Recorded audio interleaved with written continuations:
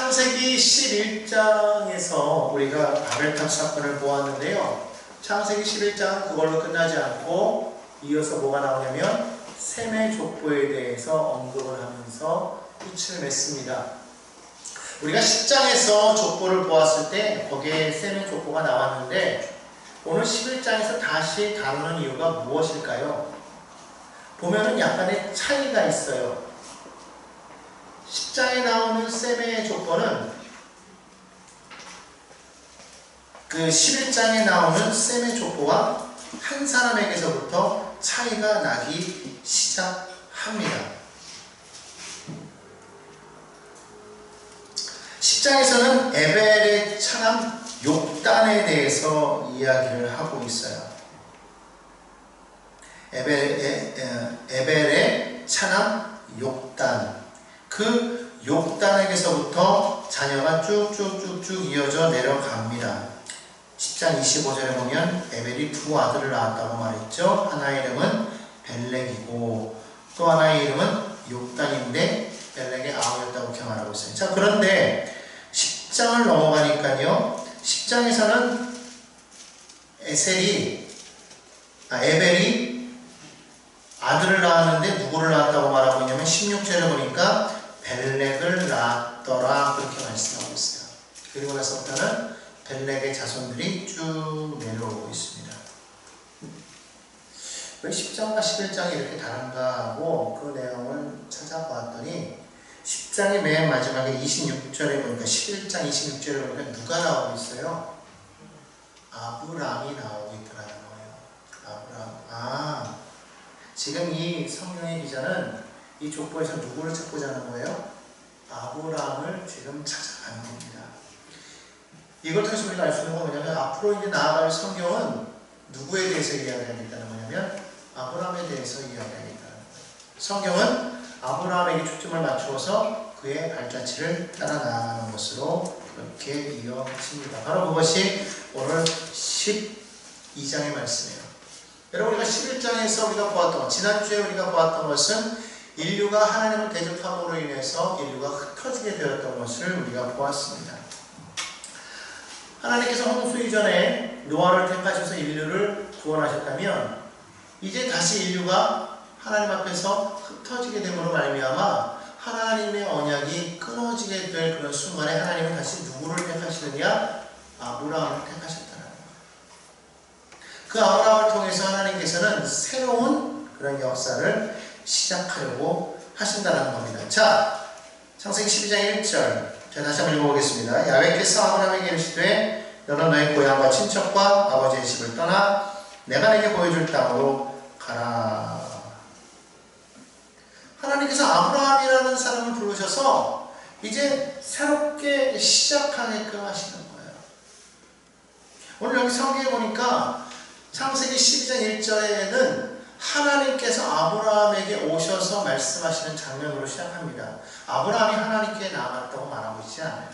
하나님이 아브라함을 택하신 거예요. 아브라함이 어떠한 특징이 있었다고 말하고 있지 않습니다. 그에게 어느 재능이 있다고 말하고 있지 않습니다. 그가 능력 있는 사람이라고 말하고 있지 않아요. 그것은 온전히 하나님의 은혜였다라는 것입니다. 여러분, 구원이라는 것은요, 전적인 하나님의 은혜인 것을 여러분 믿으시기를 바랍니다. 하나님께서 우리에게 구원의 문을 활짝 열어놓으셨어요. 그것을 통하여 믿는 누구든지 다 구원을 받게 하셨다는 겁니다. 하나님께서 먼저 구원의 문을 열어놓지 아니하셨다면 아무리 우리가 애쓰고 힘써서 하나님을 찾아도 찾을 수가 없겠죠. 우리가 아무리 예수를 통하여 하나님을 믿는다고 하지만 하나님께서 그 문을 열어놓지 않았다면 예수를 통해서 우리가 하나님께 나올 수가 있었겠냐는 거예요. 그렇기 때문에 구원은 전적인 하나님의 은혜요 선택이다. 하나님께서 왜 아브라함을 뽑으셨느냐? 그건 몰라요. 그건 분명한 건 뭐예요? 하나님께서 은혜 가운데 그를 택하셨다는 거예요. 오늘 이것을 우리가 분명히 알아야 돼요. 그러면 왜 하나님이 나를 믿음의 자녀로 삼으셨느냐? 그것 또한 뭐예요? 하나님의 은혜라는 거예요. 하나님의 선택이라는 거예요. 내가 누구보다 잘나서 아닙니다. 하나님께서 나를 택하셨다는 거예요. 자, 그러면 우리가 인생을 살아가는 데 있어서 가장 중요한 것이 뭐냐 하면 우리가 누구를 만나느냐예요. 인생에 있어서 가장 성공하기 위해서 사람을 잘 만나야 된다고 이렇게 말하고 있어요. 사람과의 만남이 얼마나 중요한지. 그렇다면 사람과의 만남도 이렇게 중요할 텐데 우리가 하나님을 만난다는 것은 얼마나 중요하다는 것을 우리가 깨달아야 돼요. 믿는 우리가 하나님을 만난 것이 얼마나 우리의 삶에 큰 은혜임을 깨닫지 못하고 살아가는 그런 성도들이 있다면 오늘 이 아침에 회개하고 하나님께서 나를 부르신 것에 대한 큰 은혜에 감격하는 여러분이 되시기를 바랍니다. 그런 점에 있어서 여러분의 인생에 있어서 최고의 날은 언제일까요? 여러분에게 한번 물어보겠습니다. 여러분 인생에 가장 기뻤던 날, 가장 최고의 날은 언제입니까? 결혼한 날, 아들이 대학에 들어간 날, 승진한 날, 사업이 잘 된 날, 어떤 날일까요? 저는 그렇게 이야기하고 싶어요. 우리 인생의 가장 최고의 날은 바로 예수님을 만난 날이다. 예수님을 만난 것이야말로 우리 인생의 가장 최고의 날이다. 왜? 하나님께서 나를 찾아오신 날이기 때문에. 하나님은 나를 찾아오시는 그 순간 나의 인생이 바뀌었기 때문에 오늘 우리의 인생에서 가장 최고의 날인 것을 믿으시기를 바랍니다. 그 하나님이 찾아오셔서 나에게 말씀하시는 거예요. 그 말씀이 나에게 임할 때 우리의 삶에 놀라운 믿음의 역사가 일어나기 시작한다는 거예요. 로마서 10장 17절에 말하고 있지 않습니까? 믿음은 들음에서 나며 들음은 그리스도의 말씀으로 말미암느니라. 우리에게 하나님의 말씀이 들려올 때 우리에게 믿음의 역사가 시작되기 시작한다는 것입니다. 아브라함이 하나님의 음성을 듣고 그가 나아갔을 때 그때의 성경은 새로운 역사를 시작했다라고 그렇게 말씀하고 있는 겁니다. 자, 그런데 하나님의 말씀이 들어서 이제 새로운 역사를 이루어야 되는데 새로운 약속을 이루기 위해서는 어떻게 해야 될까요? 성경은 떠나라고 그렇게 말씀을 하고 있습니다. 새로운 약속의 땅을 떠나기 위해서는 먼저 우리가 해결해야 될 것은 뭐냐면 내가 지금 머물고 있는 옛 보금자리를 떠나야 된다는 거예요. 그 자리는 어떤 자리냐면 죄악의 자리요, 하나님을 모르던 그런 자리였다는 겁니다. 하나님의 새로운 길을 가려는 것을 막는 것이 뭐냐면 바로 그런 옛 기억이라는 거예요. 옛날에 그 기억의 그 사슬이 나를 꽉꽉 묶어버리면 우리는 결코 떠날 수가 없다라는 것이죠. 우리가 그렇게 죄악에 머물러 있으면 하나님이 우리를 쓰실 수가 있을까요? 그럴 수 없다라는 것입니다. 그렇기 때문에 오늘 하나님께서는 제일 먼저 우리로 하여금 그 자리를 떠나라고 그렇게 말씀하고 있습니다. 일본의 미래학자였던 오마에 게니치라는 사람이 있습니다. 이 사람은 일본의 아주 유명한 석학으로서 일본의 잃어버린 10년에 대해서 주장했던 사람이 바로 이 사람이에요. 물론 그때로부터 10년이 아니라 지금 30년 동안을 지금 일본 경제가 지금 매우 눈두박질치고 있는 것을 우리가 보게 됩니다. 그처럼 일본이 쇠락하게 된 원인을 분명하게 보았던 사람이 이 사람이에요. 왜 일본이 쇠락하게 되었는가? 그가 주장했던 것은 뭐냐면 요즘의 일본 사람들, 젊은이들이 도전정신이 결여되었기 때문이다. 그렇게 말하고 있어요. 그러면서 그가 지은 책에서는 이렇게 말을 합니다. 인간을 바꾸는 세 가지 방법이 있다라는 거예요. 첫 번째는 시간을 달리 쓰라는 거예요. 시간을 다르게 쓰라. 시간을 어떻게 쓰느냐에 따라서 사람이 바뀔 수가 있다는 것이죠. 두 번째는 뭐냐? 사는 곳을 바꾸라는 거예요. 내가 지금 여러분 우리가 새롭게 이사를 하게 되면은 거기서 새로운 마음으로 시작할 수가 있지 않습니까? 그러니까 사는 곳을 바꾸라. 세 번째는 뭐냐면 새로운 사람을 사귀라. 그렇게 말하고 있습니다.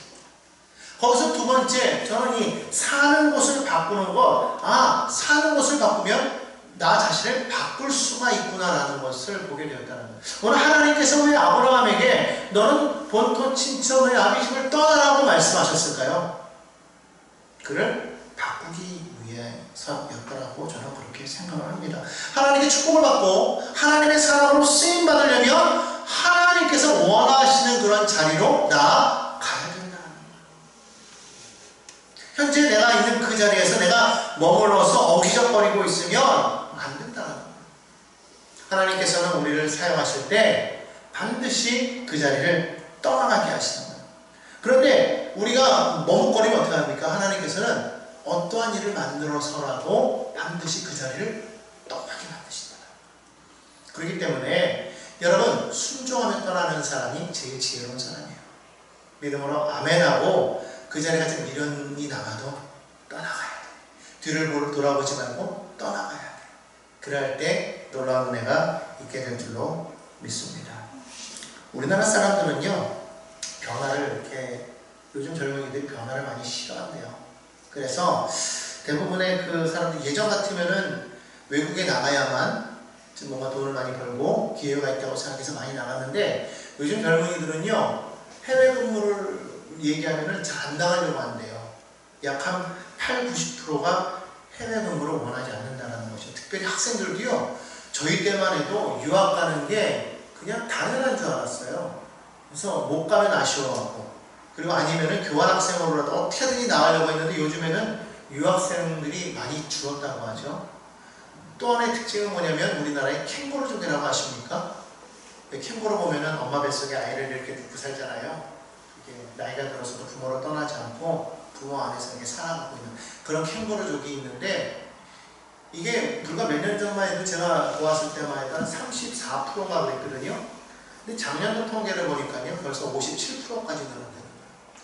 그러니까 100명 가운데 57명은 다 캥거루족이라고 해요. 그 가운데 2.4%가 은둔자래요.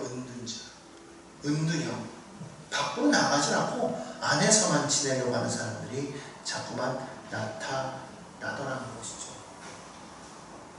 우리나라 사람들도 지금 계속 그 자기가 머문 자리에 머물려고 하기 때문에, 변화를 두려워하기 때문에 하나님의 부르심에 선뜻 나서지 못하는 것이 아닌가.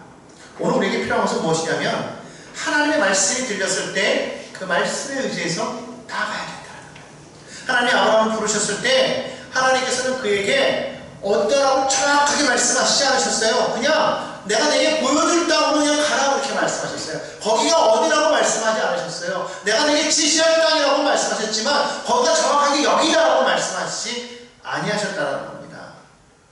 하지만 아브라함은 나아갔어요. 여러분, 우리가 하나님의 부르심이 있을 때 우리가 분명히 알아야 될 건 뭐냐면, 하나님께서는 내가 너를 부른 목적이 뭐야, 내가 너를 이렇게 했을 거야, 내가 너를 어떻게 할 거야, 하나님이 일일이 설명하지 아니하신다는 거예요. 하나님께서는 우리 부르실 때 딱 한 가지만 주십니다. 그건 뭐냐면 약속을 주신다는 거예요. 설명하지 않습니다. 그냥 딱 하나 약속 주고 너는 약속 믿고 가라는 거예요. 여러분, 우리는 가끔 때로 그런 말 할 때 있죠. 그래도 뭔가를 설명해 줘야지 되지 않겠습니까? 내가 알아야죠. 아니요, 하나님은 일일이 설명하지 않는다. 여러분, 요즘에는 비행기 많이 타시죠? 비행기 탈 때 혹시라도 비행기 안에 있는 그 부품들이 몇 개고 그 부품들이 어떠한 원리로 작동되는지 알고 타시는 분 계십니까? 여러분, 우리 그거 몰라도 비행기는요, 잘만 떠요. 굳이 알 필요가 없다는 거예요. 비행기를 타기 위해서 비행기의 부품 개수와 비행기의 작동 원리와 그것을 어떻게 작동하는 법을 굳이 알 필요가 없다는 거예요. 하나님의 부르심에 순종하는 것은요, 이것을 어떻게 해야 됩니까? 무엇을 해야 됩니까? 왜 해야 됩니까? 알 필요가 없다는 거예요. 오직 우리에게 필요한 건 뭐다? 믿음이라는 거예요. 히브리서 11장 8절에서 이 기자는 아브라함에 대해서, 이 믿음에 대해서 이렇게 말합니다. 믿음은 바라는 것들의 실상이요, 보지 못하는 것들의 증거니. 믿음은 바라는 것들의 순종이요, 보지 못하는 것들의 증거니. 아브라함은요, 하나님 부르셨을 때 알고 나가지 않았다고 말하고 있어요. 모르고 나갔다는 거예요. 11장 8절에 또 말합니다. 믿음으로 아브라함을 부르심을 받았을 때 순종하여 장래의 유업으로 받을 땅에 나아갈새 갈바를 알지 못하고 나갔어요. 한번 따라할까요? 갈바를 알지 못하고 나갔으며. 여러분, 갈바를 알지 못하고 나아가도 하나님께서는 우리를 쓰신다는 거예요. 오늘 그렇기 때문에 우리가 하나님께서 우리의 그 부름을 따라 나아갈 때 우리는 아멘하고 순종하며 나아가야 될 줄로 믿습니다. 창세기 12장 4절을 5절을 읽어보겠습니다. 이에 아브라함이 야훼의 말씀을 따라갔고 롯도 그와 함께 갔으며 아브라함이 하란을 떠날 때에 75세였더라. 아브라함이 그의 아내 사라와 조카 롯과 하란에서 모은 모든 소유와 얻은 사람들을 이끌고 가나안 땅으로 가려고 떠나서 마침내 가나안 땅에 들어갔더라. 이 장면만 보면요, 하나님께서 어디서 부른 것 같아요? 하란에서 부른 것 같죠? 그렇죠. 부름을 받고 하란에서 떠났다고 이렇게 말하고 있으니까. 이미 11장에는 이미 벌써 그 아버지 데라와 함께 하란으로 왔어요. 갈대아 우르에서 하란으로 왔어요. 그래서 거기서 데라가 죽고, 그리고 나서 아브라함이 지금 소명을 받고, 그리고 나서 지금 떠났으니까 요 데라만 보면 어디에서 떠난 것 같아요? 하란. 그런데 많은 성경이요, 아브라함이 어디서 부름을 받았느냐라고 말했을 때 하란이라고 말하고 있지 않아요. 갈대아 우르래요. 창세기 15장 6절을 보겠습니다. 창세기 15장 6절을 보면 거기에는 뭐라고 말하고 있어요? 아브라함이 야훼를 15장 6절 아브라함이 야훼를 믿음에 야훼께서 이를 그의 의로 여기시고 7절이요 또 그에게 이르시되 나는 이 땅을 내게 주어 소유를 삼게 하려고 너를 갈대아인의 우르에서 이끌어낸 야훼라. 어디서 이끌어냈다고요? 갈대아인의 우르에서 너를 이끌어냈다. 하란이 아니에요. 또 우리 느헤미야 9장 6절을 보겠습니다. 느헤미야.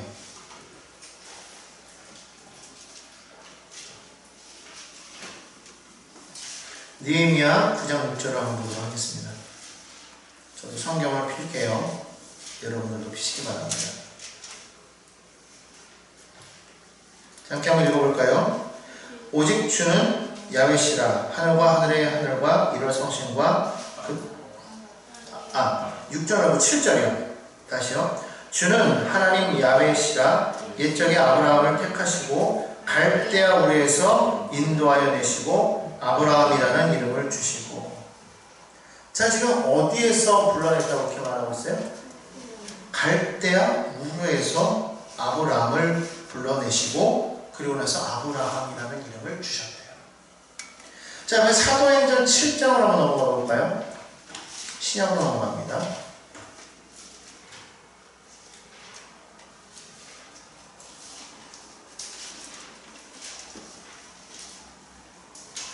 사도행전 7장 2절. 저도 지금 성경을 펴고 있습니다. 자, 2절부터 한번 읽어볼게요. 시작. 스데반이 이르되 여러분 부형들이여 들으소서. 우리 조상 아브라함이 하란에 있기 전 메소포타미아에 있을 때에 영광의 하나님이 그에게 보여 이르시되 내 고향과 친척을 떠나 내가 내게 보일 땅으로 가라 하시니. 자, 여기 보니까 하란에 있기 전 어디에 있을 때요? 메소포타미아. 메소포타미아가 어디예요? 갈대아 우르를 말해요. 그러니까 지금 하나님께서 어디서 아브라함을 부르셨느냐? 갈대아 우르에서 부르셨다는 말이에요. 갈대아 우르에서. 근데 거기 아까 사도행전에 말해 있는 곳에 뭐라고 그랬어요? 본토 친척을 떠나라고 했단 말이에요. 근데 갈대아 우르에서 떠났을 때 지금 11장에 보면은 어떻게 되어 있냐면 11장 31절에 보면은요, 데라가 그 아들 아브라함과 하란의 아들인 그의 손자 롯과 그의 며느리 아브라함의 아내 사례를 데리고 갈대아인의 우르를 떠나 가나안 땅으로 가보자 하더니 하란에 이르러 거기 거류하였으며. 이렇게 말하고 있어요. 지금 소명은 누가 받았어요? 아브라함이 받았어요. 그런데 지금 여기서 누가 이끌었다고 그랬어요? 데라가 이끌었대요. 여러분, 데라가요 그렇게 믿음 있는 사람이 아니에요. 사도행전에 보면 그는 다른 여러 우상의 그 조각을 만드는 그런 사람이었단 말이에요. 하나님을 오히려 믿었던 사람은 아브라함이고, 아마 데라의 마음이 하나님의 마음이 있었다면 그는 혼합주의자였겠죠. 그런데 성경은 지금 이렇게 말하고 있어서 마치 데라가 아브라함을 이끌고 그렇게 간 것처럼 그렇게 말을 하지만은 사실은 그렇지 않았다는 거예요. 이 창세기 11장 31절에 나와 있는 이 이야기는 여기는 그렇게 기록되어 있지만 실상은 하나님의 부르심을 받은 아브라함의 주도하에 그 가족들이 함께 갈대아 우르에서 떠난 것이다 라고 그렇게 말해요. 이것을 그 주석, 브랜드 주석에 보면 그렇게 지금 설명을 하고 있어요. 실제로 매튜 헨리라는 분 아시죠? 그 매튜 헨리에 쓴 그 주석에도 보면 뭐라고 나와 있냐면 이 소명은 그가 하란에 거하기 전 메소포타미아에 있을 때에 주셨다라고 그렇게 이야기를 하고 있다라는 겁니다. 그러니까 오늘 여기서 지금 12장 1절에서 하나님께서 아브라함에게 이르시되에서 빠진 게 뭐냐면 하나님께서 갈대아 우르에서 아브라함에게 이르시되라는 말이 빠져버린 거예요. 그러면 이 말이 빠져가지고 아브라함이 지금 갈대아 우르에서 소명을 받고 하란으로 왔을 때 원래는 목적지가 어디였느냐? 11장 31절에 보면 가나안 땅으로 가고자 하였는데 지금 하란에 머물렀다라는 거예요. 이 말이 무슨 말이냐면 아브라함이 떠나려고 하니까 가족들이 아브라함과 함께 지금 따라온 거예요. 데라가 데리고 온 것이 아니라 아브라함이 떠나려고 하니까 아버지와 나머지 사람들이 함께 지금 따라서 오게 된 것이죠. 원래 목적지는 어디였느냐? 가나안 땅이었다는 거예요. 그런데 왜 하란에 머물렀을까요? 하란은요, 지질학상으로 보면은요, 그곳의 그 형태가 갈대아 우르와 너무 흡사해요. 갈대아 우르와 너무 흡사해요. 강을 끼고 있어서 갈대아 우르는 메소포타미아 유브라데 강이 이렇게 쭉 흐르는 그 지역에 있지 않습니까? 아주 비옥한 땅이란 말이죠. 근데 이 하란 지역이 그와 같은 비슷한 그런 모습을 가지고 있었다는 거예요. 아마 어쩌면 그 아버지가 오랜 시간 동안을 이동하면서 아브라함 지쳤다. 여기서 머물자. 어쩌면 그 땅을 바라보고서 그렇게 했을지도 모르겠다라는 거예요. 참 재미있는 게 뭐냐면요. 그래서 그들이 머문 그 하란의 원래 갈대어의 뜻은 뭐냐면 지체하는 곳이에요. 지체하는. 그리고 이 데라라는 그 이름이요. 그 갈대어로 어떤 뜻이냐면 연기하다 그런 뜻이에요. 그러니까 지금 이 아버지 데라를 떠났어야 되는데 아버지 데라가 붙어서 오니까 아브라함이 하나님의 뜻을 따라가다가 지금 뭐하게 된 거예요? 지쳐야 돼요. 아버지 때문에 연기하게 된 거예요. 언제까지? 그 아버지가 죽을 때까지. 여기 성경 보니까 아버지가 하란에서 죽었대요. 32절에 보니까. 아버지가 죽고 나니까 비로소 그때 다시 아브라함이 어떻게 해요? 거기를 4절에 보니까 하란을 떠났다라는 거예요. 시간이 지체될 수밖에 없습니다. 그러니까 결국은 아브라함의 처음 순종은 순종이었지만 사실은 어떤 순종이었냐면 반쪽짜리 순종일 수밖에 없었다는 거예요.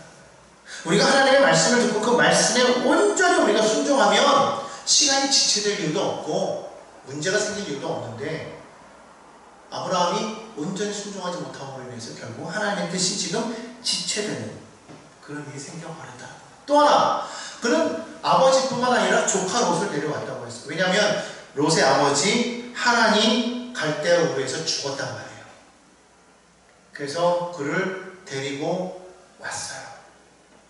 근데 그것이 또 문제가 된 것은 무엇이었습니까? 훗날에 아브라함의 양떼들과 목자들 그리고 롯의 양떼들과 목자들이 많아짐으로 해서 갈등이 생기잖아요. 문제가 생깁니다. 그러니까 결국 아버지를 데려오고 롯을 데려왔다는 것이 결국 그의 사명에 커다란 장애물이 될 수밖에 없었다는 거예요. 그러니까 우리가 우리의 그 주어진 그 부르심에 우리가 온전히 우리가 순종하지 못하면 하나님의 일을 행하는 데 있어서 엄청난 갈등을 겪게 된다. 그러니까 헌신을 하는데 갈등이 있으니까 사역을 하면서도 힘들어요, 안 힘들어요? 엄청 힘든 거예요. 그 힘든 것이 누구 때문에 힘들어요? 모르는 사람 때문에 힘든 것이 아니라 가까운 사람 때문에 힘든 거예요. 가족 때문에 힘든 거예요. 그러니까 우리가 하나님의 부르심을 받았으면 우리가 온전한 믿음을 체험했으면 온전하게 하자. 온전히 순종하자. 그래야면 하나님의 일을 온전히 이룰 수가 있을 뿐만 아니라 하나님의 약속이 더디 이루어지는 것을 우리는 미연에 방지할 수가 있게 된다는 겁니다. 자, 그렇게 해서 하나님께서 아브라함을 이제 부르시고 이제 본격적으로 아브라함이 나아갈 때에 하나님께서는 아브라함에게 이제 다시 한번 복을 주시는 장면이 바로 오늘 2절과 3절 말씀이에요. 한번 2절 한번 읽어볼까요? 내가 너로 큰 민족을 이루고 내게 복을 주어 내 이름을 창대하게 하리니 너는 복이 될지라. 하나님의 부르심에는 두 가지가 있는데요. 첫째는 구원의 부르심이에요. 또 하나는 사명으로의 부르심이에요. 우리는 다 하나님께서 부르셨어요. 하나님의 자녀로 구원하기 위해서 부르셨습니다. 그런데 그 가운데 또 하나의 부르심이 있다면 무엇이냐면 사명을 주기 위해서 부르셨는데, 오늘 여기서 하나님께서 아브라함을 부르신 것은 무엇을 위한 부르심이었을까요? 사명을 주기 위한 부르심이었다는 거예요. 자, 그런데 하나님께서는 그냥 사명만 떡하니 맡겨놓고서 이것을 이제 해라 이렇게 말씀하시는 것이 아니라, 반드시 하나님께서는 우리에게 사명을 주실 때 먼저 무엇보다 주시더라? 복을 주시더라는 거예요. 하나님께서 아브라함을 쓰기 위해서 주신 그 복은 능력이라는 거예요. 내가 하나님의 선한 일을 하려고 해도 여러분 능력이 없으면 할 수 있겠습니까? 할 수 없어요. 그렇기 때문에 하나님께서 제일 먼저 아브라함에게 능력을 주시는데 그것이 뭐다? 바로 복이라는 거예요. 그러면서 하시는 말씀이 너를 축복하는 자를 내가 복주고 너를 저주하는 자를 내가 저주하겠다 말씀하시는 거예요. 여기서 이것을 행하는 자의 주체는 누구냐면 하나님이에요. 내가 너를 축복하는 자에게 내가 복을 주고 너를 저주하는 자에게 내가 저주하겠다고 성경은 말씀하고 있어요. 그러니까 여러분, 우리가 분명히 알아야 될 것은 하나님께서 우리에게 사명을 주시는데 그냥 맡겨버리고 알아서 해가 아니라 그 일을 위해서 하나님께서 우리를 복을 주시는데, 그 복을 주실 때 그때 그것을 이루시는 분이 누구냐면 하나님이시라는 거예요. 그러니까 내가 너와 함께 있어서 내가 너의 가는 길을 인도하며 내가 너와 하는 그 모든 일에 내가 복을 주겠다고 성경은 말씀하고 있는 거예요. 그렇기 때문에 여러분, 하나님께서 이렇게 사명을 맡기실 때 두려워하지 마십시오. 절대 두려워하지 않을 것은 하나님은 그 일을 행하기 위해서 내게 먼저 뭘 주시느냐? 능력을 주시고, 그리고 하나님께서 그 능력의 주체가 되셔서 그것을 행할 수 있도록 하나님 우리를 도우신다는 거예요. 자, 그러면 하나님께서 우리에게 어떤 복을 주시는가요? 우리 2절 다시 한번 볼까요? 첫 번째로 세 가지 복을 주시는데, 첫 번째로는 큰 민족을 이루고 내게 복을 주었다고 말합니다. 따라합시다. 내가 너로 큰 민족을 이루고 내게 복을 주어. 이스라엘 백성이 큰 민족을 이루었습니까? 사실 지금 보면 그렇게 큰 민족은 아니죠. 작은 민족이에요. 전 세계 인구 가운데에서 유태인의 비율이 0.19%래요. 얼마 안 되는 인구 비율이에요. 그런데도 불구하고 이스라엘은 지금 어떻게 되어 있습니까? 온 세계 가운데서 강하고 많은 영향력을 미치는 그런 나라가 되어버렸어요. 더군다나 아브라함의 후손 가운데서 누가 태어나셨어요? 예수님이 태어나시는 거예요. 예수님이 태어나셔서 그로 인하여서 그를 믿는 모든 자는 하나님의 자녀가 되는 복을 받게 되었다는 거예요. 결국 예수님 때문에 이 세상 나라가 하나님의 나라가 되었기 때문에 이 세상의 나라는 얼마나 큽니까? 그 가운데 하나님의 나라가 있으니. 그렇기 때문에 예수님으로 인해서 이스라엘은, 아브라함의 후손들은 결국 온 세상에 충만하게 된 거예요.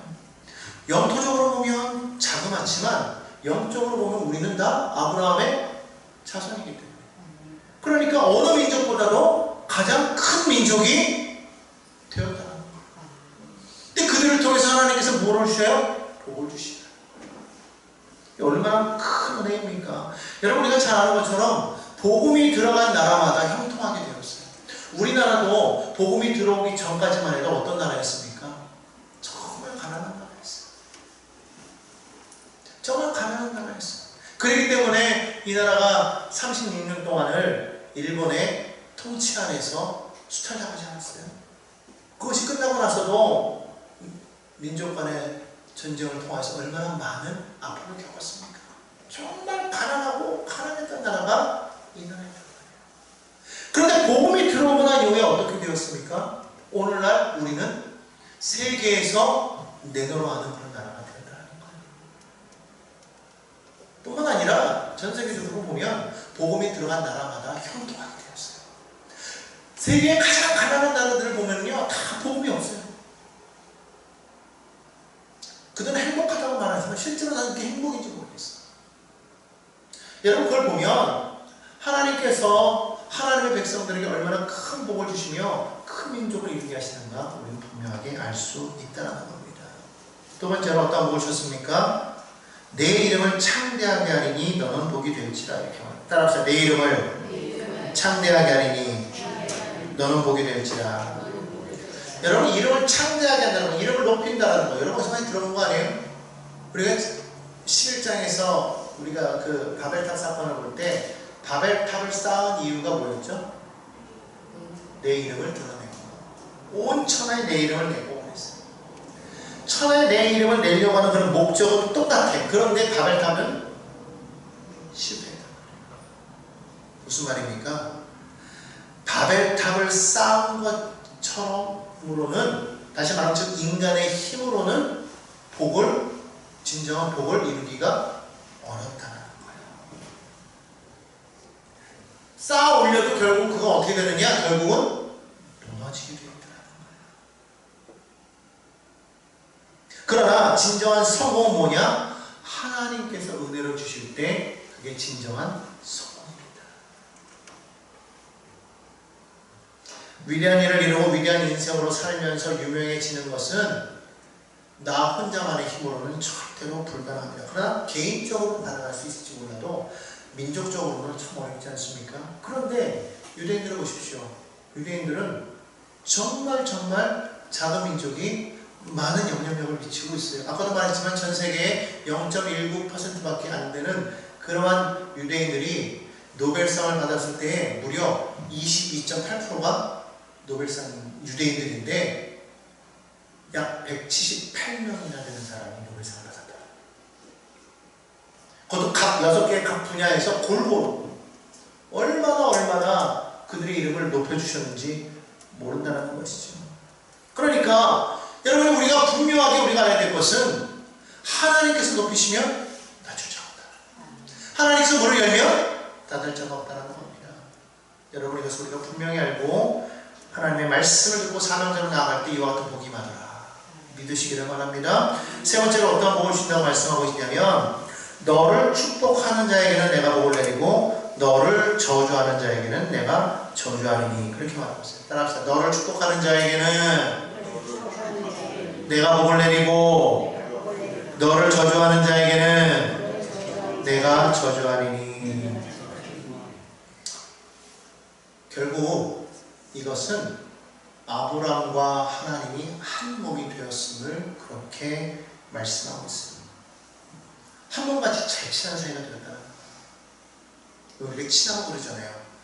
너가 뭘 하든지 내가 너를 도울 것이고 누가 너를 해하려고 하면 내가 가서 막아줄 것이고 내가 그 사람을 혼내줄 것이고 그 사람 너에게 잘해주면 내가 그 사람에게 잘해줄 거야 이런 말 하잖아요. 똑같은 말. 하나님께서 말씀하시는 게 그거예요. 누군가가 너를 축복하면 내가 복을 주겠다. 누군가가 너를 저주하면 내가 그에게 저주하겠다는 겁니다. 이게 얼마나 큰 은혜인지를 여러분이 알아야 돼요. 그렇기 때문에 우리의 진정한 보호자는 누구예요? 하나님이신 거예요. 즉 하나님이 우리를 보호하신다는 그러한 복을 더하여 주신 줄로 믿습니다. 하나님은 우리를 보호하고 계십니다. 그러면 왜 하나님께서 이와 같은 큰 복을 아브라함에게 주셨는가? 그것은 열방을 향한 축복의 통로가 되기 위함이라는 겁니다. 3절 후반절 다시 한번 읽어보겠습니다. 땅의 모든 족속이 너로 말미암아 복을 얻을 것이라 하신지라. 하나님은요 우리를 복 주시는데 우리를 통해서 땅의 모든 족속이 복을 받기를 원하신다는 거예요. 나만 복을 받고 그냥 딱 멈추고 있는 것이 아니라 나만 잘 살면 되는 것이 아니라 하나님은 그 복이 흘러가기를 원하시더라. 즉 하나님의 축복은 아브라함 한 사람만을 위한 것이 아니라 우리 모두를 위한 것임을 우리가 기억해야 될 줄로 믿습니다. 그러므로 우리는 하나님의 축복의 종착역이 아니에요. 종착역이면 여기서 끝나는 것인데 우리도 뭐냐면 통로예요. 통로. 지나가는 통로. 하나님의 복이 그러나 중요한 건 뭐냐면 하나님의 복이 반드시 나를 통해서 흘러간다는 거예요. 나를 지나서 6월 패스오버에서 이렇게 넘어가는 것이 아니라 하나님이 나를 통해서 그 축복이 흘러가도록 하시겠다는 것을 우리는 분명하게 알아야 될 줄로 믿습니다. 그렇기 때문에 하나님이 우리를 교회의 진정한 사명은 뭐냐면 나를 통해서 많은 사람들이 하나님의 축복을 받기를 원하신다는 거예요. 그러면 그 진정한 축복이 무엇이냐? 바로 그것은 아브라함처럼 하나님의 구원의 부르심을 받고 하나님의 자녀가 되는 그러한 복이라는 겁니다. 그럴 때 하나님의 자녀가 되었을 때 아브라함이 받았던 앞에서 말한 그런 세 가지 복을 그들도 동일하게 받을 수가 있게 된다는 것이죠. 오늘 그러면 우리가 해야 될 것은 무엇입니까? 바로 만나는 모두에게 내가 하나님의 자녀인 것을 증거하고 그 모든 사람들이 그 증거를 통해서 하나님께로 나올 수 있도록 해야 된다는 거예요. 오늘 우리의 삶에 있어서 우리가 행하는 모든 일들이 간증거리가 되어야 돼요. 그래서 그걸 통해서 하나님의 자녀가 될 수 있음을 우리가 분명하게 이야기하는데 여기서 착각하지 말아야 될 거. 내가 주창하니라. 내가 믿음의 주창하니라. 복은 누구에게로부터 오는 거다? 하나님께로부터 오는 거다. 그러니까 여러분 절대로 우리가 여기서 착각해서는 안 되는 거예요.